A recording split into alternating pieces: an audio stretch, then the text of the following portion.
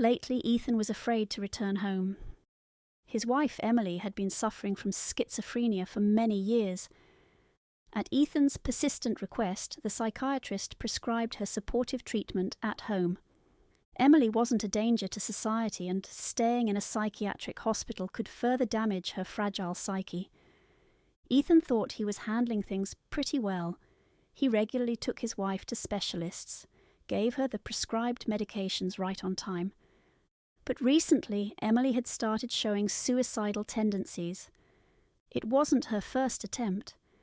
Ethan had saved her life more than once, pulling her down from windowsills, bandaging her wrists, and every time he cursed his fate. The doctor was unyielding. Emily now needed hospitalization. But Ethan wasn't ready to put his wife in a psychiatric clinic. He knew that if she went in, she would probably never come out. Ethan understood this couldn't go on forever. At some point, he simply wouldn't make it in time. He knew that letting her go might be better, that he could finally get some sleep, live a peaceful life. But Ethan couldn't betray her. With proper treatment, a relapse could be avoided. And once long ago they had promised to be together, in joy and in sorrow. Ethan had once loved his wife very much. Now, he simply took care of her, not like someone dear, but like someone helpless and fragile. Ethan knew that Emily needed constant care, but she absolutely refused any caregivers. At the sight of doctors, she panicked and shut down. She would only take her medications from Ethan's hands, but he couldn't be by her side all the time. He needed to work and earn money. So, at his own risk, he left her at home alone, hoping she would take her meds and feel better. Or at least not worse. After all, in her quiet moments, she seemed sane and reasonable, if only Ethan had known how wrong he was. The first symptoms of the illness appeared 3 years after their wedding. All that time, Emily dreamed of becoming pregnant, of giving Ethan a beautiful little daughter. But nothing worked, and one day, Emily had a nervous breakdown. For several days, she lay in bed, turned to the wall, and then she started talking to herself. Emily believed she was ill. She pretended to take her pills so Ethan wouldn't be upset. She was convinced they were the reason she couldn't get pregnant. It was this self-initiated refusal to take medication that led to the worsening of her condition. Ethan came home more and more often to find his wife in a completely unbalanced state. It was like she lived in an imaginary world, disconnected from reality. Ethan was already losing hope. The dream that Emily could return to normal life faded by the day. Looking at her, it was hard to believe that she had once been a successful young woman, a practicing attorney. Emily hadn't left the house in years. She refused to talk to friends, and once she had been the life of the party. In such moments it was pointless to try to reach her. Ethan would just quietly lay her in bed. She seemed to fall asleep, and Ethan used those brief moments to pull himself together. But Emily had learned to pretend. Sometimes Ethan felt like he couldn't take it anymore, that he would snap and go mad himself. But he didn't have that right. No matter how much he wanted to run far from that house, he couldn't leave her alone. Yes, Ethan had another woman, but he tried to hide it from Emily. He believed that the truth would completely break her fragile psyche. Ethan had long wanted to divorce her, but he couldn't bring himself to do it, because he knew it would kill her. And he wasn't wrong. Ethan had been caring for his ill wife for so many years, protecting her from any shocks. But then he made one fatal mistake. He left his phone in Emily's bedroom. In her imaginary world, there was no room for betrayal. To her, their relationship was still perfect, just like after the wedding.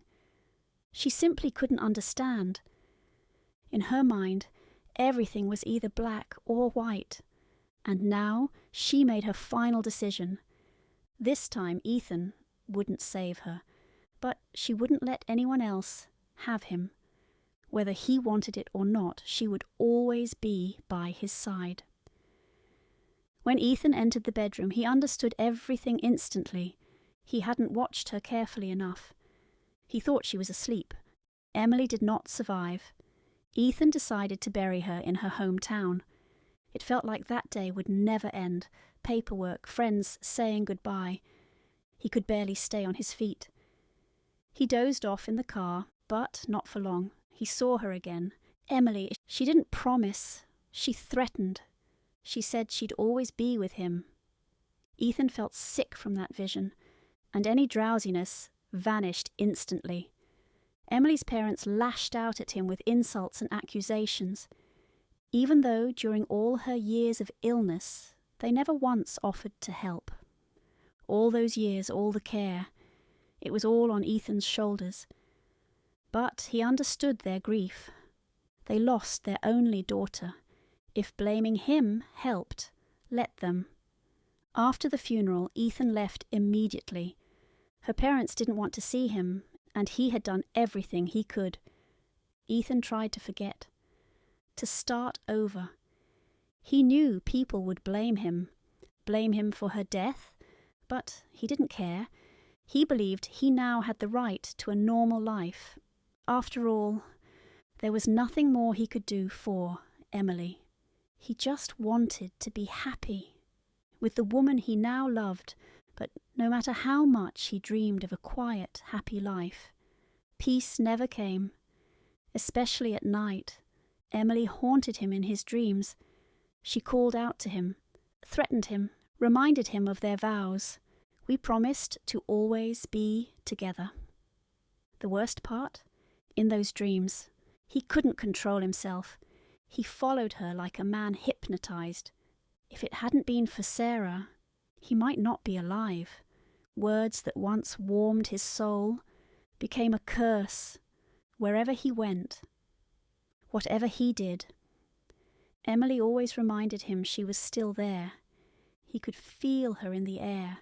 Terrifying dreams became Ethan's constant companion. He got lost in them, like in a web. They were so real, he no longer knew where reality ended and the dream began. Emily appeared again and again, always whispering, "I'll always be with you." Sarah was terrified. She was afraid Emily would drive him mad, that she'd eventually drag him to the other side. Ethan knew this couldn't go on. His dead wife wasn't going to leave him, and something had to be done. Sarah convinced him to see a medium, someone who could communicate with the dead. They both hoped Emily's spirit would understand, would forgive them, and let Ethan live a normal life. The medium explained, to be free from the haunting of a restless spirit, Ethan needed to understand what was keeping Emily here, why she was angry, and how to help her find peace. Only then could they perform a ritual of release and help her soul move on. The medium managed to establish contact with Emily. Turned out the spirit of a suicide victim couldn't leave peacefully because Emily had made a vow before death to always be by his side. And now she simply couldn't break that vow.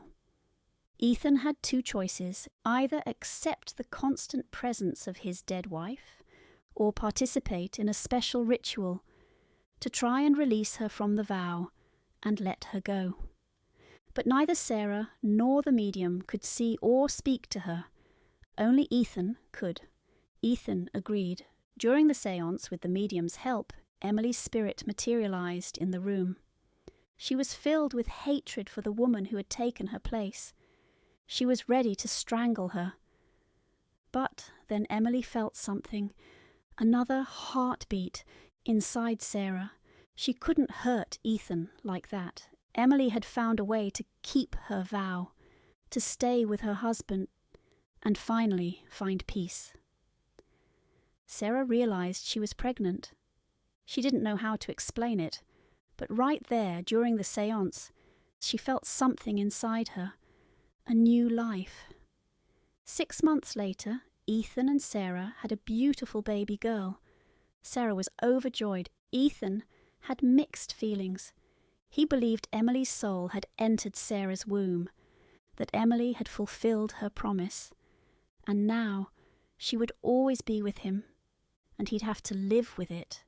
Ethan was afraid he wouldn't be able to love this child. It was hard to imagine living, knowing that inside his baby lived the soul of his dead wife. The first days with the baby were difficult. He was even scared to be alone with her. After the séance, Emily stopped haunting him. She never came again, but only Ethan knew why, and only he knew what it cost.